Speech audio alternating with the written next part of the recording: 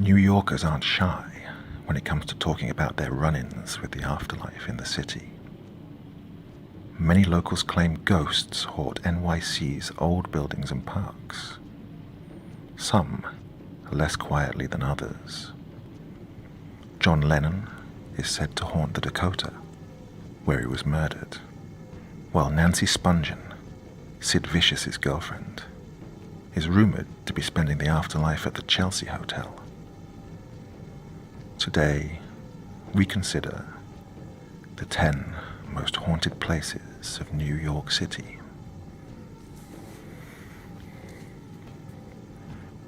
The Morris Jumel Mansion. One of the oldest houses in Manhattan, this stately Georgian mansion in Washington Heights was built by Roger Morris, a colonel in the British Army, in 1765. It served as military headquarters for both sides of the Revolution, with George Washington retreating here after the disastrous loss of the Battle of Brooklyn in 1776. In 1810, the house was bought by Stephen Jumel and his wife Eliza. After his suspicious death, she remarried in 1832 to Aaron Burr, the former vice president and the killer of Alexander Hamilton. Since the 1960s, rumors of the supernatural have persisted when a group of schoolchildren allegedly saw the ghostly visage of Eliza Jumel, who told them to quiet down before gliding away.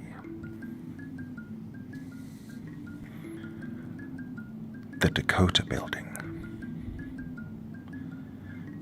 The Dakota is renowned for its scene-stealing role in Roman Polanski's 1968 horror classic, Rosemary's Baby, and as the site of John Lennon's assassination. However, this legendary Central Park West building has a long history of supernatural encounters in its own right.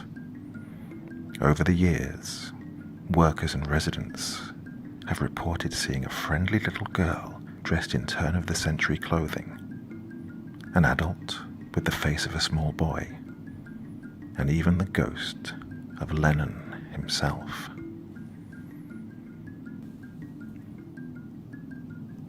The Campbell Apartment. The Campbell Apartment was once the office and salon of financier John W. Campbell, who died in 1957. According to current owner Mark Grosich, employees have felt strange presences, including something pushing them from behind and bursts of cold air. And some have even reported seeing an old, fashionably dressed couple sitting and having a cocktail on the balcony when the place was completely closed. The House of Death. This beautiful townhouse has been called the most haunted building in New York City, with as many as 22 ghosts calling it home, earning 14 West 10th Street the title The House of Death. Mark Twain lived here from 1900 to 1901 and claimed that he himself experienced supernatural incidents. Throughout the 20th century, this was the site of several gruesome incidents, including a murder-suicide and the beating to death of 6-year-old Lisa Steinberg. The spectre of Twain himself has been seen ascending the staircase on many occasions.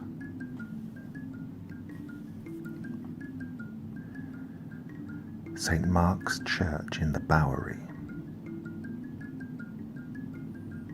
St. Mark's Church in the Bowery is the second oldest church in Manhattan, splitting from Trinity Church in 1799. Built on Dutch colonial governor Peter Stuyvesant's family farm, legend has it that the cantankerous peg-legged Dutchman still haunts the area. He has been known to harass clergymen and parishioners, ring the bells, and loudly interrupt services by stomping around and singing Calvinist hymns in Dutch. Apparently, English Episcopal hymns simply don't agree with him. The Merchant's House. While some haunted houses might try to lose their notorious reputations, the East Village's Merchant's House Museum does not. Built in 1832 and later bought by wealthy merchant Seabury Treadwell, the museum is an immaculate look into the personal, domestic lives of the 19th century cultural elite, although the ghost of Treadwell's daughter still haunts the place. The Manhattan Well. In the winter of 1800, the body of a young woman named Julie Elmer Sands was found at the bottom of the Manhattan Well at what is now 129 Spring Street. The ensuing trial was one of the great scandals of 19th century New York, with Levi Weeks accused of her murder after he reportedly impregnated and promised to marry her. Weeks retained the city's top attorneys and was acquitted, despite growing public outrage.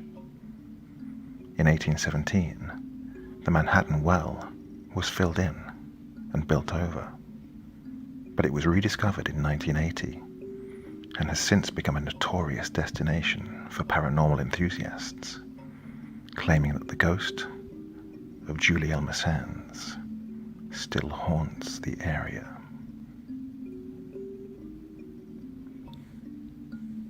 The Conference House. Located at the southernmost tip of Staten Island, this colonial manor was used by Loyalist Colonel Christopher Billop as a way station for British forces during the Revolutionary War. It also hosted the unsuccessful Staten Island Peace Conference on September 11th, 1776, with Benjamin Franklin, John Adams, and Edward Rutledge in attendance. In 1779, Billop suspected a 15-year-old serving girl of spying for the rebels and allegedly killed her by throwing her down a flight of stairs. Supposedly, her ghost can still be heard screaming today. What's more, the area was also used as a Lenape Indian burial ground for thousands of years before European contact.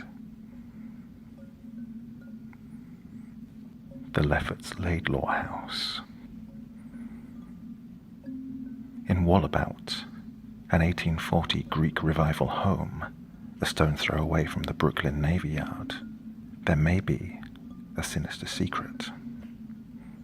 One December evening in 1878, resident Edward F. Smith reported hearing a knock at his door, but when he went to answer, there was no one to be found. The knocking persisted, while the back doors and windows were violently rattled and banged. The unseen tormentor continued harassing Smith until he called the police. While the cops staked the area out, someone, or something, hurled a brick through the dining room window, despite the fact that multiple officers were standing right outside. 85 West 3rd Street.